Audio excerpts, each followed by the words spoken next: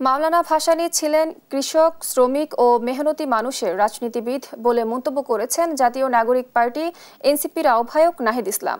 সোমবার রাত 11টায় টাঙ্গাইলে মাওলানা ভাসানীর মাজার জিয়ারত শেষে সাংবাদিকদের তিনি এসব কথা বলেন। নাহিদ বলেন, ভাসানী ছিলেন একজন দূরদৃষ্টিসম্পন্ন নেতা। তার আদর্শে অনুপ্রাণিত হয়ে জাতীয় নাগরিক পার্টি গঠিত হয়েছে। একটি বৈষম্যহীন বাংলাদেশ গড়ার লক্ষ্যে তার পথ অনুসরণ করে এগিয়ে যেতে চায় এনসিপি।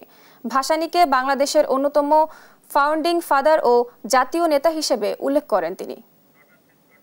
মাওলানা ভাসানী ছিলেন কৃষক, শ্রমিক, মেহনতি মানুষের রাজনীতিবিদ।